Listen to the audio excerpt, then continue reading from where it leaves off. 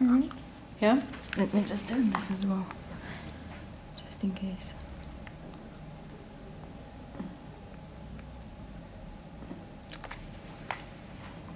Okay. We're good? Yep. Patrick, you just say your name into the camera, first of all, please. You want me to look at this one? You can look As opposed at... to You can... Sandra's camera. Whichever. Where would you like Patrick This to look? this one. Well, Yeah. you can look at Francis. This is how we generally did You want it. me to look at Francis? Yes, it's very close. If that feels more comfortable to have a dialogue, it's Is fine. that all right? Yeah. Okay, cool. Hello, I'm Hi. Patrick. So Patrick, which shoes did you bring with you and why? I brought my walking boots. Here they are. Yeah? So what's significant about that pair of boots? They marked, I suppose, the most interesting, well, quite dramatic thing that happened to me in my recent life. So I've always liked hiking, and I was travelling, which I do a lot, and I was in Morocco with a friend, and walking in the desert, walking in the mountains, in the Atlas Mountains, and it was a very energetic holiday. I was coming back from holiday and had an accident. So the irony was I did all these kind of quite physically testing things, and then had an accident in an airport coming out of a plane, basically. Oh, the irony. And then? Well, it was the day I was coming back from Morocco. We were flying from Casablanca to London, and there was a delay. We got on one plane, and we sat on it for about an hour and a half, and then they said there's something wrong with the engine, we'll have to deplane. You're going to another plane. And so we all trooped off this plane and went onto the other plane. Typical kind of, travelling story, just usual delays and whatever, and everybody was grumbling and mumbling and whatever. We got on the other plane, and it was just tiring. And then we took off about 2.5 hours late. And I had, this was January, and I was supposed to be going to America the following day with my brother, and my brother has travelled very little in his life, and we planned to go to America together. We were going to stay with some good friends of mine in Colorado. So I was really looking forward to spending time with my brother in a way that I never spend with him. And I knew that he would really get on well with my friends Pat and David, who are Buddhists and lovely people and live in a beautiful environment in Colorado near the mountains.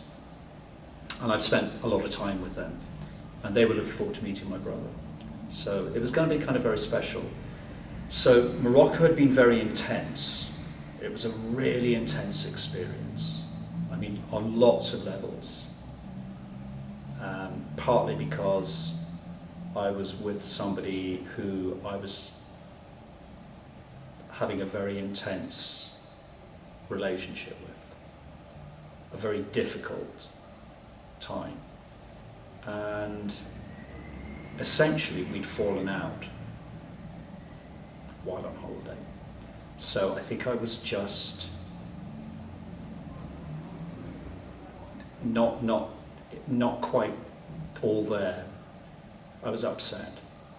I was going through a lot of upset. So on the last night in our hotel in Casablanca, it sounds like a really, really bad movie, this, now I try to explain it. I just had enough, really. I just had enough. And I just essentially left. walked out, thought, no, I don't have to hang around all this bad energy. And so I headed off to the airport on my own. So by the time that we got to London, we weren't really speaking. So the plane landed, and I was wearing these boots because I just didn't want to pack them. I did have other shoes, but these were just so bulky, it just seemed easier to wear them. And by the time I got through all the officialdom, I knew that I was going home that night, sleeping about 5 hours, getting up first thing in the morning to come back from Hastings back to Heathrow Airport to fly to the States. So I was already somewhere in the future. And I wasn't just paying attention. And I came to some steps, and it's one of those funny things in life. You have choices. You have two choices. So over there were the elevators, and here were the steps. And steps didn't have any handrail, no signs, nothing. And they were kind of like marble terrazzo steps. And there were people queuing at the elevator. This was to go down to the tube. And I thought, in that split second, I just made that decision. No, I'm not going to wait for the elevators. I'm going to go down the stairs. And I had a rucksack on my back, and I had a little wheelie suitcase which I was carrying. And I started going down these steps. And these shoes are, they're quite bulky. And I tripped on them. And I tried to regain my balance, and that just made it worse. And I did the most perfect swallow dive down the last 6 steps. I literally just lost my balance and started falling forwards, trying to break my fall. And I landed on a little terrace of these kind of marble tiles, just like that. And I landed essentially on my right hip. And that was it. And I couldn't get up. So of course they called the paramedics. And my friend who travelled with me happened to be, unbeknownst to me, a few paces behind me. So he kind of was at the top of the stairs. He was looking down and going, "Are you all right?" He came down. And at this point, he was not somebody I felt comfortable with being around. We'd had bad arguments while we were in Morocco. And I said to him, I'm fine, just go, just get your train. And he did. And I've had friends of mine since say to me, it was obvious that you were in pain and going through some kind of trauma.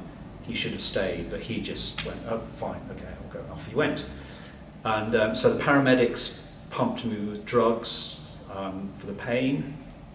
I just couldn't really move my leg. I definitely knew something was up. And it's interesting psychologically what they do when they deal with patients. They said, oh, well, it might not be too serious. You might just have bruising and yada, yada, yada, yada. They probably already realised what I'd done. And what I'd essentially done is broken my hip. And I mean, quite badly. So they took me to the nearest hospital, which happened to be Hillingdon in West London. And I got to experience the best and worst of the NHS. Most of it was good. They took pretty good care of me. But the thing I remember is being taken into the X-ray by this young guy. And so he was being very functional. He said, no, I think it looks like it's quite serious. I mean, there was no breaking it too gently, just he did the X-ray, looked at it, said, yeah, that looks pretty bad. And I'm lying there, still drugged up, essentially, kind of going, oh, how bad is bad? Operate. He said, I think, I think they might have to replace it. And I'm going, what? So then they wheel you back to the kind of little cubicle where you wait in accident and emergency. And eventually, a young doctor came, female doctor, a little bit more empathetic, and she said, yeah, it looks quite serious, you've got quite a serious fracture. And the difficulty is it's quite high up on your hip. So you're going to need to be operated on very soon. And they then took me to the ward, put me in a 4-bed ward. And that night, a whole series of nurses came to kind of check how I was doing, and I kept getting drugs, painkiller drugs. And the following morning, I met my surgeon, and essentially he said to me, well, the x-ray is quite serious. It's in a difficult place, your fracture, just like the guy had said the previous evening. And he said, well, we'll have to operate, we're going to operate on you either later today or first thing tomorrow, and we'll do our best to save your hip, but it might be that we'll have to replace it. So it was a very, very interesting experience, all told. Very intense, shocking experience, because I'm going from, my life is going in one direction, and suddenly, out of the blue, I'm lying in a hospital ward, my hip is broken, it's probably going to be replaced. And I thought, this is going to change a lot of things in my life. Maybe not immediately, but a lot of things are going to change because of this. And I remember that the last night in Fez, before my friend and I took the plane for Casablanca and finally just severed our friendship, he'd done a tarot reading for me, which was something he liked doing. He liked doing tarot. And he pulled out all these really interesting cards. And I remember at the time that one of the cards suggested transformation, some really quite major transformation. I remember at the time just thinking, oh, that looks really serious. I'm not sure I'm up for that. Things are going really well in my life. I don't really need this. And so I started piecing lots of... The whole trip was just so odd, and it just ended in a really dramatic way. It's almost like one of those times in your life when what's going on unconsciously is a lot more interesting than what's going on the surface. While I was in Morocco, I had a really interesting experience, which was we were having coffee one day in a cafe, and just out in the street, like sitting out on the street, very close to the Medina in Fez. And my friend was there with his little Moroccan coffee. I was drinking whatever I was drinking. And a woman suddenly rushed past the table and threw a shriveled old date on my plate, which was empty. She just threw it and said something that sounded really angry, it sounded like a curse. It may not have been, but the intention didn't seem friendly, it seemed very hostile. And I remember at the time being quite shaken by that. And obviously now I'm just making this up, but it almost felt like a premonition of something. I remember speaking to another friend of mine when I finally got back from the hospital, saying, even at the time I felt like I'd been cursed, that it was some sort of curse. And at that time, my friendship with this person was unraveling very, very badly. So it felt like there was just a lot of negative energy going on. And yet the whole trip was actually fascinating and interesting, and I could even say very enjoyable. But this undertone was there. So I had lots of time to think about this, lying in my hospital bed, in the week after my operation. So of course they operated, and of course I did get a hip replacement. And the surgeon said to me,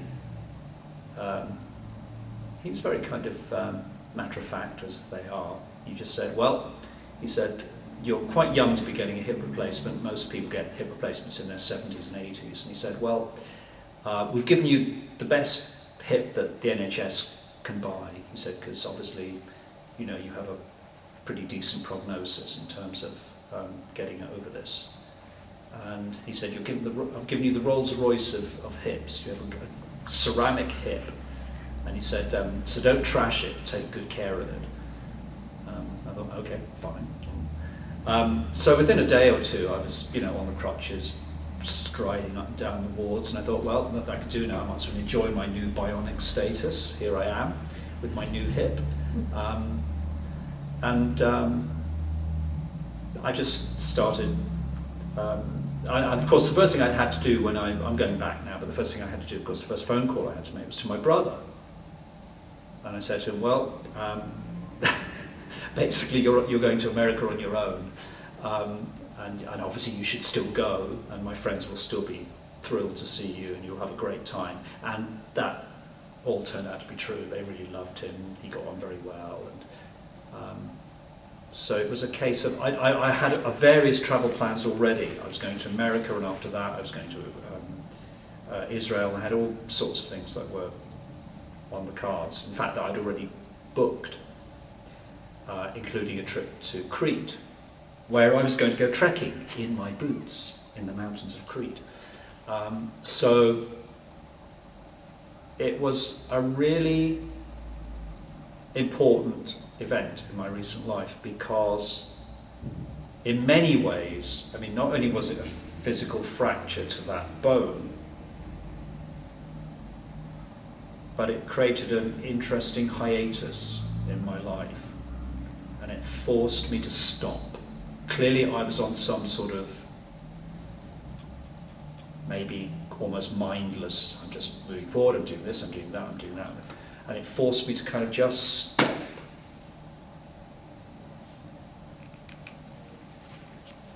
and breathe and wait and really think about things like the unconscious, our unconscious desires as opposed to our conscious desires. Sometimes what we really want is not on the surface, it's not what we think we really want.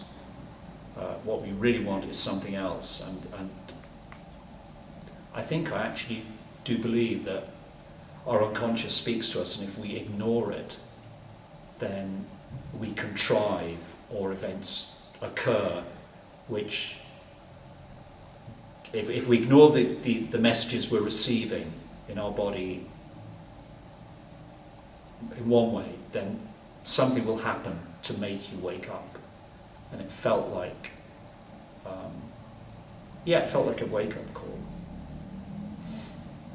So what I learned from my experience was, which I knew intellectually but probably didn't entirely embrace, was life is just fucking fantastic. Absolutely fucking amazing. Just savor everything. Absolutely everything. Embrace everything, including things that seem good, bad, indifferent, boring, exciting. It's all just stuff. It's all just extraordinary. It's a miracle any of us get to experience what we experience. And oddly enough, my friend's tarot reading, which at the time I resisted because it seemed way too overwhelming,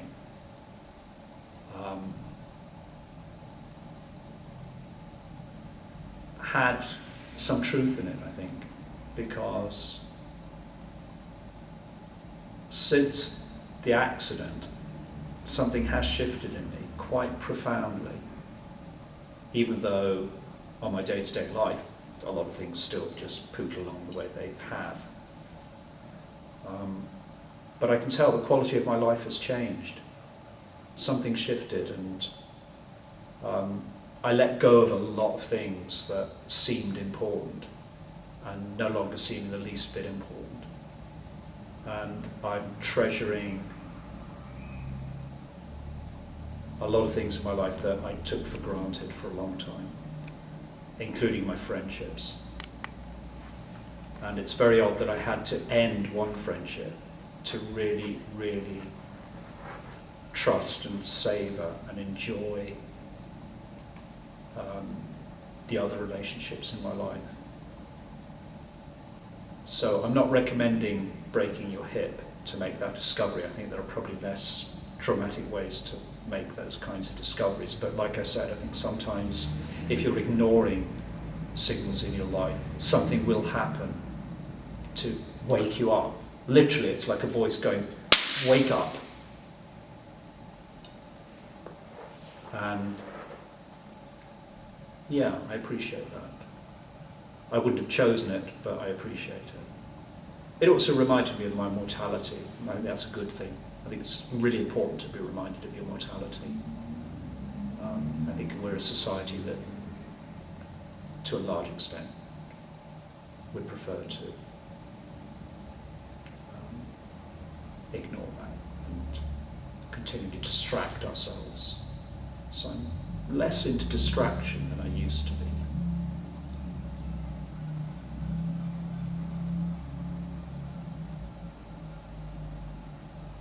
I'm just enjoying the sight here now, this wonderful young woman wandering down the road. Oh in her yes, in blue. frock and her tiara, on her way, who knows where. Life is just full of wonders.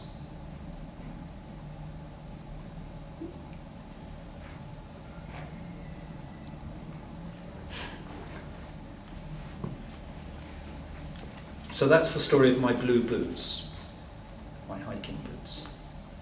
And a blue dress just went by. Say?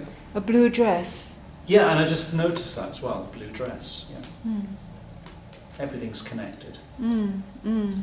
one way or another, if you Mm. are Mm. open to the connections. Mm. Yeah. Okay. I was very caught by the idea of the lifting of a curse. Mm. Mm. Yeah, I wrote a little bit about it afterwards. And it's interesting, it's all just named. Maybe it wasn't a curse, maybe it was something else. I was also aware when you were talking about the amazing difference it makes to speak in space, in a space, because it, you know, it can move away, can't it? Like it's like uttering something which doesn't have to stay. Mm. It's just the uttering of it that's important, and because we've got all this space, there's a feeling of letting it go. I mean, people have said some extraordinary things sitting in that chair. Yeah, I bet. And also I think it helps. It's very nice the way you've set this chair. I like the fact that you put the chair here, and when I'm looking at you, I'm also looking at the horizon. So again, you're right, it feels like one can send things and just let them go. Yeah. Just let them go. They're not profoundly important or serious or meaningful. They're just stories.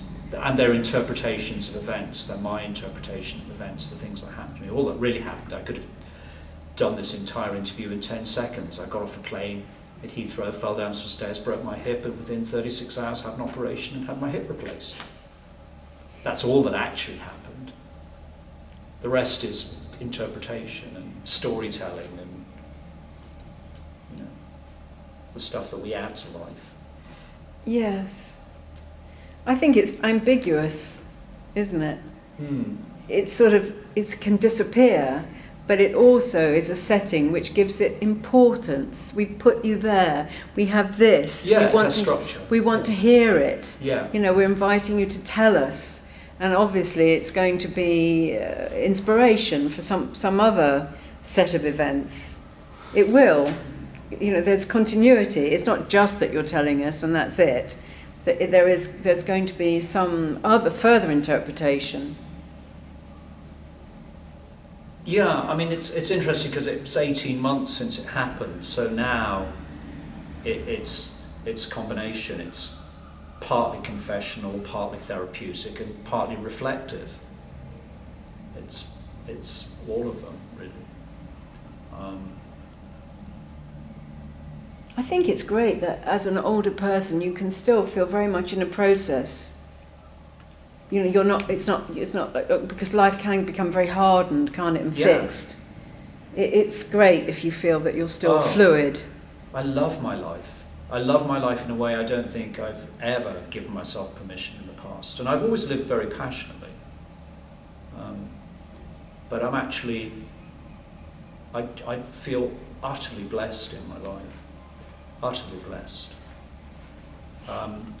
And 10 years ago I wouldn't have said that.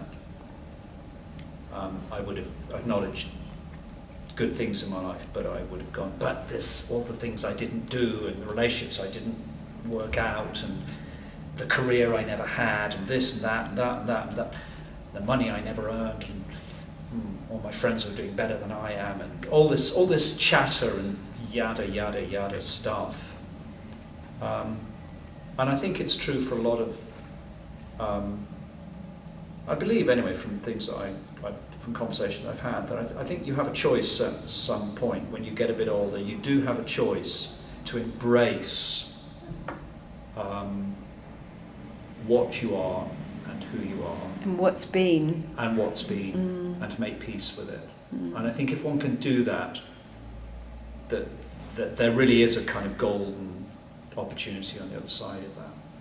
I think you really do then get the benefits of not having to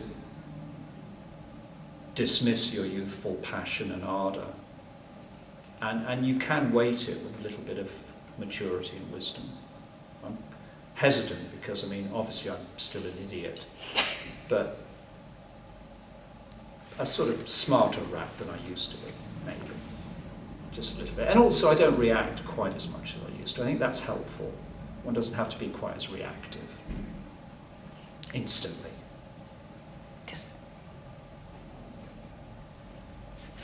There's something wonderful about people telling a story of Oh, how fabulous. where their footprints have got them, and somebody is actually leaving one right Oh, now. how fabulous. Oh, that's fabulous. I love it. Oh, that's wonderful. This is such a delightful project.